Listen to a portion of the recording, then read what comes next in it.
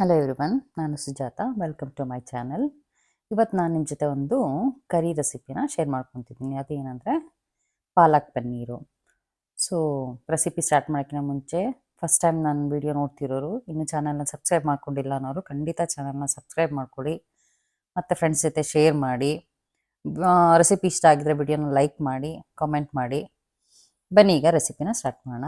So recipe ಇದು ಪಾಲಕ್ ಪನ್ನೀರ್ ಮಾಡೋಕ್ಕೆ ನಾನಿಲ್ಲಿ 2 ಕಟ್ ಪಾಲಕ್ ತೊಗೊಂಡಿದ್ದೀನಿ. ಅದು ಸ್ವಲ್ಪ ದಪ್ಪ ದಪ್ಪ ಇತ್ತು ಕಟ್ಟು, ಸೊ ಹಾಗಾಗಿ 2 ಕಟ್ ತೊಗೊಂಡಿದ್ದೀನಿ. ಅದನ್ನು ತೊಳೆದು ನೀಟಾಗಿ ಇಟ್ಟಿದ್ದೀನಿ. ಈಗ ಒಂದು 2 ಕಪ್ಪಷ್ಟು ನೀರು ಕಾಯಕ್ಕೆ ಇಟ್ಟಿದ್ದೀನಿ ಇಲ್ಲಿ. ಆ ನೀರಿಗೆ ಪಾಲಕ್ ಸೊಪ್ಪು ನಾನು ಹೆಚ್ಚಕ್ಕೇನು ಹೋಗಲ್ಲ. ಸೊ ಆ್ಯಸ್ ಇಟ್ ಈಸ್ ಅಂದರೆ ಚೆನ್ನಾಗಿ ತೊಳೆದಿಟ್ಟಿದ್ದೀನಿ ಅಷ್ಟೇ. ಮತ್ತು ಕಡ್ಡಿ ಎಲ್ಲ ಸ್ವಲ್ಪ ಎಳೆದೇ ಇದೆ, ಹಾಗಾಗ್ಬಿಟ್ಟು ಹಾಗೇ ಅದ್ರೊಳಗೆ ಸೇರಿಸ್ತಿದ್ದೀನಿ. ಸೇರಿಸ್ಬಿಟ್ಟು ಇದನ್ನು ಒಂದು ನೀರು ಕುದಿ ಬಂದಮೇಲೆ ಒಂದು 2-3 ಮಿನಿಟ್ಸ್ ಬೇಯಿಸಿದ್ರೆ ಸಾಕು. ಅಂದರೆ ನೀರು ಫಸ್ಟ್ ಮರಳಬೇಕು, ಆಮೇಲೆ ಕುದಿ ಬರುತ್ತಲ್ಲ, ಕುದಿ ಬಂದಾದಮೇಲೆ ಒಂದು 2-3 ಮಿನಿಟ್ಸ್ ಬೇಯಿಸ್ಕೋಬೇಕು. ಓವರಾಲ್ 5 ಮಿನಿಟ್ಸ್ ಅಂದ್ಕೊಳ್ಳಿ. 5 ಮಿನಿಟ್ಸ್ ಬೇಯಿಸ್ಬಿಟ್ಟು ತೆಗ್ದಿಕ್ಕೋಣ. ನೋಡಿ, ಇದು ಆಲ್ಮೋಸ್ಟ್ ಅಂದರೆ ಇದು ಜಸ್ಟ್ ಅಂದರೆ ಒಂದು 2 ಮಿನಿಟ್ಸ್ ಆಗಿದೆ. ನೋಡಿ ಕುದೀತಾ ಇದೆ. ಇದು ಬೇಯಬೇಕಾದ್ರೆ ಈಗ ಇದು ಬೆಂದಿದ್ದ ಸೊಪ್ಪನ್ನ ತೊಗೊಂಡ್ಬಿಟ್ಟು ನಾವು ತಣ್ಣೀರೊಳಗೆ ಹಾಕಬೇಕು. ಅಂದರೆ ತಣ್ಣೀರು ಅಂದರೆ ಫ್ರಿಜ್ಜಲ್ಲಿ ಇಟ್ಟಿರ್ತೀವಲ್ಲ, ಆ ನೀರಾದರೂ ಆಯಿತು. ಅದರ್ವೈಸ್ ನೀರಿಗೆ ಒಂದಿಷ್ಟು ಐಸ್ ಕ್ಯೂಬ್ ಸೇರಿಸ್ಕೊಂಡು ತಣ್ಣಗೆ ಮಾಡ್ಕೊಂಡ್ರು ಆಯಿತು. ಈ ಥರ ಹಾಕೋದ್ರಿಂದ ಅದು ಕಲರು ಹಾಗೆ ಉಳ್ಕೊಡುತ್ತೆ, ಇದು ಪಾಲಕ್ ಸೊಪ್ಪಿಂದು ಗ್ರೀನು. ಅದರ್ವೈಸ್ ಇಲ್ಲ ಅಂದರೆ ತುಂಬ ಡಾರ್ಕ್ ಆಗಿಬಿಡುತ್ತೆ. ಆ ಥರ ಆಗಬಾರ್ದು, ಆ ಗ್ರೀನ್ ಕಲರ್ ಹಾಗೆ ಉಳ್ಕೋಬೇಕು ಅನ್ನೋದಕ್ಕೆ ಬೆಂದಿದ ತಕ್ಷಣ ತೆಗೆದುಬಿಟ್ಟು ಇದನ್ನು ತಣ್ಣೀರೊಳಗೆ ಸೇರಿಸ್ಕೋಬೇಕು. ನೋಡಿ ಈಗ ಬೆಂದಿದೆ. ಸೊ ಬೆಂದಿರೋದನ್ನ ತೊಗೊಂಡ್ಬಿಟ್ಟು ನಾನು ಆ ತಣ್ಣೀರಲ್ಲಿ ಹಾಕೊತಿದ್ದೀನಿ.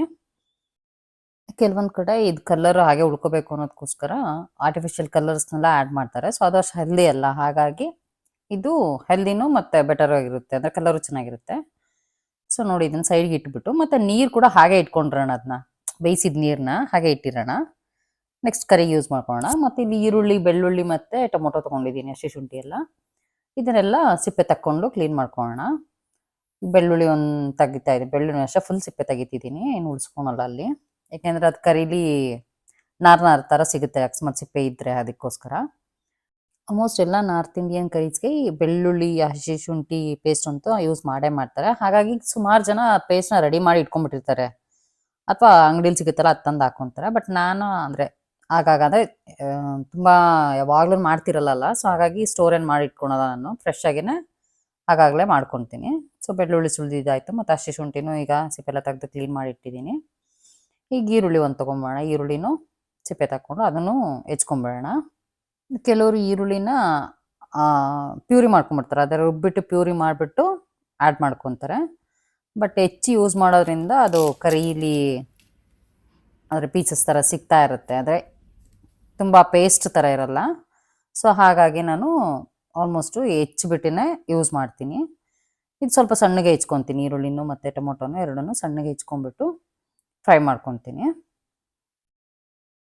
ನಾನಿಲ್ಲಿ 1 ಈರುಳ್ಳಿ ಮತ್ತು 2 ಕಟ್ ಪಾಲಕ್ ಸೊಪ್ಪು ತೊಗೊಂಡಿದ್ದೀನಿ. ಸೊ ಇದು ಆಲ್ಮೋಸ್ಟು 3-4 ಜನಕ್ಕೆ ಸಫಿಷಿಯೆಂಟಾಗಿ ಆಗುತ್ತೆ. ಈಗ ನೋಡಿ, ಈಗ ಹಸಿ ಶುಂಠಿನೂ ಪೇಸ್ಟ್ ಮಾಡ್ಕೊತಿಲ್ಲ. ಸೊ ಇದರಲ್ಲಿ ಹಂಗೆ ತುರ್ಕೊತಿದ್ದೀನಿ, ಅಂದರೆ ಚಿಕ್ಕದೊಂದು ಗ್ರೇಟರ್ ಇತ್ತು ಅದರಲ್ಲಿ ತುರ್ಕೊತಿದ್ದೀನಿ. ಇಲ್ಲ ಅಂದರೆ ಬೇಕಾದ್ರೆ ನೀವು ಜಜ್ಕೋಬೋದು ಹಾಗೇ, ಅಥವಾ ಪೇಸ್ಟ್ ಥರ ಮಾಡ್ಕೋಬೋದು. ಸ್ವಲ್ಪ ಇತ್ತಲ್ಲ, ಮಿಕ್ಸಿಗೆ ಸಿಗಲ್ಲ ಅಂತ ಹೇಳ್ಬಿಟ್ಟು ಇದರಲ್ಲೇ ಗ್ರೇಟ್ ಮಾಡ್ಕೊತಿದ್ದೀನಿ. ಬೆಳ್ಳುಳ್ಳಿ ಕೂಡ ಇದರಲ್ಲೇ ಮಾಡ್ಕೊತಿದ್ದೀನಿ. ಬಟ್ ಸ್ವಲ್ಪ ಕಷ್ಟ ಆಗುತ್ತೆ ಇದರಲ್ಲಿ ಬೆಳ್ಳುಳ್ಳಿ ಎಲ್ಲ ಮಾಡ್ಕೊಳೋದು.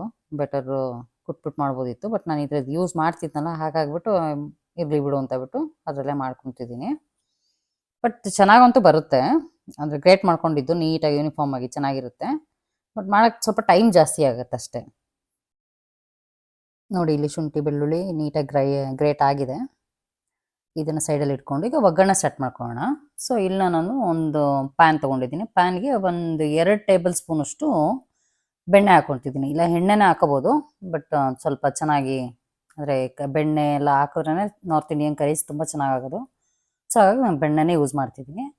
ಅದ್ರ ಜೊತೆ ಒಂದು ಅರ್ಧ ಟೀ ಸ್ಪೂನಷ್ಟು ಜೀರಿಗೆ, ಮತ್ತು ತುರಿದಿಟ್ಕೊಂಡಿದ್ನಲ್ಲ ಬೆಳ್ಳುಳ್ಳಿ ಮತ್ತು ಹಸಿ ಶುಂಠಿ, ಅದರದ್ದು ಪೇಸ್ಟ್ ಹಾಕ್ಬಿಟ್ಟು ಫ್ರೈ ಮಾಡ್ಕೊತಿದ್ದೀನಿ. ಇದು ಫ್ರೈ ಆದಮೇಲೆ ಇದ್ರ ಜೊತೆ ಈರುಳ್ಳಿ, ಸಣ್ಣಗೆ ಹೆಚ್ಚಿಟ್ಟಿದ್ನಲ್ಲ ಈರುಳ್ಳಿ, ಅದನ್ನು ಕೂಡ ಸೇರಿಸ್ಕೊತಿದ್ದೀನಿ. ಅದನ್ನು ಫ್ರೈ ಮಾಡ್ಕೊಳ್ಳೋಣ. ಈ ಈರುಳ್ಳಿ ಒಂದು ಸ್ವಲ್ಪ ಟ್ರಾನ್ಸ್ಪರೆಂಟ್ ಆಗೋವರೆಗೂ ಫ್ರೈ ಆಗಲಿ. ಸೊ ಈ ಫ್ರೈ ಆಗೋ ಟೈಮಲ್ಲಿ ಟೊಮೊಟೊ ಹೆಚ್ಕೊಂಡಿಲ್ಲ, ಟೊಮೊಟೊನ ಹೆಚ್ಕೊಂಬಿಡೋಣ ಬನ್ನಿ. ಸೊ 2 ಟೊಮೊಟೊ ತೊಗೊಂಡಿದ್ದೀನಿ ಇಲ್ಲಿ. ಇದನ್ನು ಕೂಡ ತುಂಬ ಸಣ್ಣದಾಗಿ ಹೆಚ್ಕೊತೀನಿ. ನೀವು ಇಲ್ಲ ಅಂದರೆ ಬೇಕಾದ್ರೆ ಇದನ್ನು ಕೂಡ ಪ್ಯೂರಿ ಮಾಡಿ ಆ್ಯಡ್ ಮಾಡ್ಕೋಬೋದು. ಆ್ಯಡ್ ಮಾಡಿಕೊಂಡು ಫ್ರೈ ಮಾಡ್ಕೊಂಡ್ರೆ ಆಯಿತು. ನಾನಿಲ್ಲಿ ಅದನ್ನು ಪೀಸ್ ಮಾಡಿಕೊಂಡೆ ಯೂಸ್ ಮಾಡ್ತಿದ್ದೀನಿ. ಈರುಳ್ಳಿನೂ ಸ್ವಲ್ಪ ಫ್ರೈ ಆಗಿತ್ತು, ಅದ್ರ ಜೊತೆಗೆ ಟೊಮೊಟೊನ ಸೇರಿಸ್ಬಿಟ್ಟು ಎರಡನ್ನೂ ಉಟ್ಟಿದ್ದೀನಿ, ಮಿಕ್ಸ್ ಮಾಡ್ಕೊತಿದ್ದೀನಿ. ಇದು ಚೆನ್ನಾಗಿ ಮೆತ್ತಗೆ ಬೇಯಲಿ. ಅದನ್ನು ನೀರೇನು ಆ್ಯಡ್ ಮಾಡಿಲ್ಲ, ಜಸ್ಟ್ ಎಣ್ಣೆನಲ್ಲೇ ಫ್ರೈ ಆಗುತ್ತೆ. ಒಂದು ಮೀಡಿಯಮ್ ಫ್ಲೇಮೇ ಇಟ್ಕೊಂಡಿದ್ದೀನಿ, ತುಂಬ ಹೈ ಏನು ಮಾಡಿಲ್ಲ. ಈಗ ಆ ಟೈಮಲ್ಲಿ ಅದು ಸ್ವಲ್ಪ ಬೇಯೋ ಟೈಮಲ್ಲಿ ಒಂದು 8ರಿಂದ 10 ಪೀಸು ಗೋಡಂಬಿ ತೊಗೊಂಡಿದ್ದೀನಿ ನಾನು. ಅದ್ರ ಜೊತೆ ಬೇಯಿಸಿ ತಣ್ಣಗಾಗಕ್ಕೆ ಇಟ್ಟಿವಲ್ಲ ಪಾಲಕ್ ಸೊಪ್ಪು, ಅದನ್ನು ಕೂಡ ಸೇರಿಸ್ಕೊಂಡು ಚೆನ್ನಾಗಿ ಪೇಸ್ಟ್ ಮಾಡ್ಕೊಳ್ಳೋಣ, ಇಂದ ಗ್ರೈಂಡ್ ಮಾಡ್ಕೊಳ್ಳೋಣ. ಇದು ಪೇಸ್ಟ್ ಆಗಿದೆ. ಈಗ ಬನ್ನಿ, ಈಗ ಟೊಮೊಟೊ ಈರುಳ್ಳಿಗೆ ಮಸಾಲೆಗಳೆಲ್ಲ ಸೇರಿಸೋಣ. ಇಲ್ಲಿ 1 ಟೀ ಸ್ಪೂನಷ್ಟು ಉಪ್ಪು ಸೇರಿಸಿದ್ದೀನಿ ನಾನು, ಮತ್ತು 1 ಟೀ ಸ್ಪೂನಷ್ಟು ಖಾರದ ಪುಡಿ ಹಾಕ್ಕೊತಿದ್ದೀನಿ, ಮತ್ತು ಅರ್ಧ ಟೀ ಸ್ಪೂನಷ್ಟು ಗರಂ ಮಸಾಲ, ಮತ್ತು ಅರ್ಧ ಟೀ ಸ್ಪೂನಷ್ಟು ಜೀರಾ ಪೌಡ್ರು, ಮತ್ತು ಅರ್ಧ ಟೀ ಸ್ಪೂನಷ್ಟು ಧನಿಯಾ ಪುಡಿ ಅಂದರೆ ಕೊರಿಯಾಂಡರ್ ಪೌಡರು, ಮತ್ತು ಕಾಲು ಟೀ ಸ್ಪೂನಷ್ಟು ಅರಿಶಿನ ಎಲ್ಲದನ್ನೂ ಸೇರಿಸಿ ಮಿಕ್ಸ್ ಮಾಡ್ತಿದ್ದೀನಿ. ಇದೆಲ್ಲ ಜಸ್ಟ್ ಮಿಕ್ಸ್ ಮಾಡಿಬಿಟ್ಟು ಇದ್ರ ಜೊತೆಗೆ ಒಂದು ಅರ್ಧ ಕಪ್ಪಷ್ಟು ನೀರು, ಅಂದರೆ ಪಾಲಕ್ ಸೊಪ್ಪು ಬೇಯಿಸಿಟ್ಟಿದ್ನಲ್ಲ ಆ ನೀರನ್ನ ಸೇರಿಸ್ಬಿಟ್ಟು ಒಂದು ಲಿಡ್ ಕ್ಲೋಸ್ ಬಿಟ್ಟು ಒಂದು 3 to 4 ಮಿನಿಟ್ಸ್ ಬೇಯಕ್ಕಿಟ್ಟಿದ್ದೀನಿ.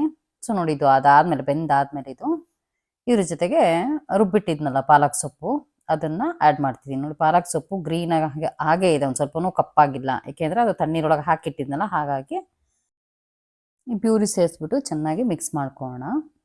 ಈ ಪ್ಯೂರಿ ಜೊತೆಗೆ ಇನ್ನು ಸ್ವಲ್ಪ ತಿಕ್ಕಾಗೇ ಇದೆ, ಇದು ಇನ್ನು ಕುದ್ಮೇಲೆ ಇನ್ನೂ ಸ್ವಲ್ಪ ತಿಕ್ಕಾಗುತ್ತೆ. ಹಾಗಾಗಿ ಇದಕ್ಕೆ ಮತ್ತೆ ಇನ್ನೊಂದು ಕಪ್ಪಷ್ಟು ನೀರು ಆ್ಯಡ್ ಮಾಡ್ಕೊತೀನಿ. ಅದೇ ಬೇಯಿಸ್ಕೋಕ್ಕೆ ಅಂತ ತೊಗೊಂಡಿದ್ನಲ್ಲ, ಪಾಲಕ್ ಸೊಪ್ಪು ಬೇಯಿಸೋಕ್ಕೆ ತೊಗೊಂಡಿದ್ನಲ್ಲ ನೀರು, ಅದನ್ನೇ ಆ್ಯಡ್ ಮಾಡ್ತಿರೋದು ನಾನು. ಇದನ್ನು ಆ್ಯಡ್ ಮಾಡಿಬಿಟ್ಟು ಈಗ ಇದನ್ನು ಅಂದರೆ ಮತ್ತೆ ಬೇಯಕ್ಕೆ ಇಡೋಣ. ಅಂದರೆ ಒಂದು 5 to 6 ಮಿನಿಟ್ಸು ಕುದೀಲಿದ್ದು ಚೆನ್ನಾಗಿ, ಅಂದರೆ ಲೋ ಫ್ಲೇಮಲ್ಲೇ ಇಟ್ಟಿದ್ದೀನಿ. ಇಟ್ಬಿಟ್ಟು ಚೆನ್ನಾಗಿ ಬೇಯ್ಕೊಳ್ಳಿ. ಆ ಬೇಯೋ ಟೈಮಲ್ಲಿ ಈಗ ನಾನು ಪನ್ನೀರ್ ತೊಗೊಂಡಿದ್ದೀನಿ. ನೋಡಿ, ಇದು 200 ಗ್ರಾಮ್ ಪನ್ನೀರು. ಸೊ ನಾನು 100 ಗ್ರಾಮ್ ಮಾತ್ರ ತೊಗೊತಿದ್ದೀನಿ. ತೊಗೊಂಡ್ಬಿಟ್ಟು ಇದನ್ನು ಸಣ್ಣಗೆ ಹೆಚ್ಕೊತಿದ್ದೀನಿ. ಇದನ್ನು ಬೇಕಾದ್ರೆ ನೀವು ಒಂದು ಸ್ವಲ್ಪ ಬೆಚ್ಚಗಿರೋ ನೀರು ಹಾಕಿಬಿಟ್ಟು ಯೂಸ್ ಮಾಡಿದ್ರೆ ಸ್ವಲ್ಪ ಅಂದರೆ ಮೆತ್ತಗೆ ಬರುತ್ತೆ ಒಂದು. ಮತ್ತು ಕೆಲವರು ಇದನ್ನು ಫ್ರೈ ಮಾಡಿ ಕೂಡ ಯೂಸ್ ಮಾಡ್ತಾರೆ. ನಾನೇನು ಫ್ರೈ ಮಾಡ್ತಿಲ್ಲ, ಇಲ್ಲಿ ಆ್ಯಸ್ ಇಟ್ ಈಸ್ ಹಾಗೆ ಹಾಕ್ಕೊತಿದ್ದೀನಿ. ಈಗ ಹಾಕ್ಬಿಟ್ಟು ಇದನ್ನು ಒಂದು 2ರಿಂದ 3 ನಿಮಿಷ ಅದರೊಳಗೆ ಲಿಡ್ ಕ್ಲೋಸ್ ಮಾಡಿಬಿಟ್ಟು ಮುಚ್ಚಿಟ್ರೆ ಅದ್ರದ್ದು ಉಪ್ಪು ಖಾರ ಎಲ್ಲ ಪನ್ನೀರಿಗೂ ಸೇರಿಕೊಂಡು ಚೆನ್ನಾಗಿ ಮಿಕ್ಸ್ ಆಗುತ್ತೆ.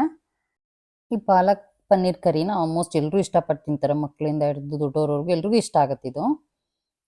ಬನ್ನಿ, ಇದನ್ನು ಕ್ಲೋಸ್ ಮಾಡಿಬಿಟ್ಟು ಬೇಯಕ್ಕೆ ಬಿಡ್ತಾ ಇದ್ದೀನಿ. ಈಗ ನೋಡಿ, ಈಗ ಆಲ್ಮೋಸ್ಟ್ ಬೆಂದಿದೆ. ಬೆಂದಾದ್ಮೇಲೆ ಇದಕ್ಕೆ ಫೈನಲ್ ಆಗಿ ಸ್ವಲ್ಪ ಫ್ರೆಶ್ ಕ್ರೀಮು ಮತ್ತು ಸಕ್ಕರೆ ಕೂಡ ಸೇರಿಸ್ಕೊತಿದ್ದೀನಿ ನಾನು. ಇವತ್ತು ಸ್ವಲ್ಪ ರಿಚ್ಚಾಗೇ ಮಾಡ್ತಿದ್ದೀನಿ ನಾನು, ಅಂದರೆ ಡಯೆಟ್ ಆ ಥರದ್ದೆಲ್ಲ ಏನು ಇಟ್ಕೊಂಡಿಲ್ಲ ತಲೆಯಲ್ಲಿ. ಅಂದರೆ ತುಂಬ ಟೇಸ್ಟಿಯಾಗಿ ಚೆನ್ನಾಗಿ ಬರುತ್ತೆ ಇದು. ನಿಮಗೆ ಅಂದರೆ ಸ್ವಲ್ಪ ಡಯಟು ಇಷ್ಟೆಲ್ಲ ಬೇಡ ಅಂತಂದರೆ ಬೇಕಾದ್ರೆ ಕ್ರೀಮ್ನ ಸ್ಕಿಪ್ ಮಾಡ್ಬೋದು ನೀವು. ಮತ್ತು ಗೋಡಂಬಿ ಹಾಕಿದ್ನಲ್ಲ, ಅದನ್ನು ಸ್ಕಿಪ್ ಮಾಡ್ಬೋದು. ಮಾಡಿಬಿಟ್ಟು ಹಾಗೆಯೇ ರುಬ್ಕೊಂಡು ಬರೀ ಸೊಪ್ಪು ಮಾತ್ರ ರುಬ್ಕೊಂಡು ಮಾಡಿದ್ರೂ ಚೆನ್ನಾಗೇ ಬರುತ್ತೆ. ಇದಾಗಿದೆ. ಇದು ಸ್ವಲ್ಪ ಅಂದರೆ ಒಂದು ಅರ್ಧ ಸ್ಪೂನಷ್ಟು ಸಕ್ಕರೆ ಹಾಕ್ಕೊತಿದ್ದೀನಿ ನಾನು. ಅಂದರೆ ಜಸ್ಟ್ ಬ್ಯಾಲೆನ್ಸಿಂಗ್, ಅಂದರೆ ಟೇಸ್ಟ್ ಬ್ಯಾಲೆನ್ಸ್ ಆಗೋಕ್ಕೋಸ್ಕರ ಹಾಕ್ಕೊತಿದ್ದೀನಿ ಅಷ್ಟೇ. ಎಲ್ಲ ಆಯಿತು ನೋಡಿ, ಫುಲ್ ರೆಡಿ ಇದೆ. ಈಗ ಇದು ತುಂಬ ಚೆನ್ನಾಗಿ ಬಂದಿದೆ. ಕಲರ್ ಸ್ವಲ್ಪನೂ ಎಲ್ಲೂ ಚೇಂಜ್ ಆಗಿಲ್ಲ. ನೋಡೋಕ್ಕೆ ತುಂಬ ಚೆನ್ನಾಗಿ ಅನಿಸುತ್ತೆ, ಮತ್ತು ಒಳ್ಳೆ ಘಮನೂ ಬರ್ತಿದೆ. ನೋಡಿ, ಈಗ ಸರ್ವ್ ಮಾಡೋಕ್ಕೆ ರೆಡಿ ಇದೆ ಇದು. ನಾನು ಇವತ್ತು ಪುಲ್ಕ ಮಾಡಿದ್ದೀನಿ. ಪುಲ್ಕ ಜೊತೆ ಪಾಲಕ್ ಪನ್ನೀರು ಒಳ್ಳೆ ಕಾಂಬಿನೇಷನ್ನು. ಸೊ ನೀವು ಈ ರೆಸಿಪಿನ ಟ್ರೈ ಮಾಡಿ, ಮತ್ತು ಹೇಗೆ ಬಂತು ಅಂತ ನನಗೆ ಕಾಮೆಂಟ್ ಮಾಡಿ. ರೆಸಿಪಿ ಇಷ್ಟ ಆಗಿದರೆ ವಿಡಿಯೋನ ಲೈಕ್ ಮಾಡಿ, ಚಾನಲ್ನ ಸಬ್ಸ್ಕ್ರೈಬ್ ಮಾಡ್ಕೊಂಡಿಲ್ಲ ಅಂದರೆ ಚಾನಲ್ನ ಸಬ್ಸ್ಕ್ರೈಬ್ ಮಾಡ್ಕೊಳ್ಳಿ. Thanks for watching this video. Take care. Bye.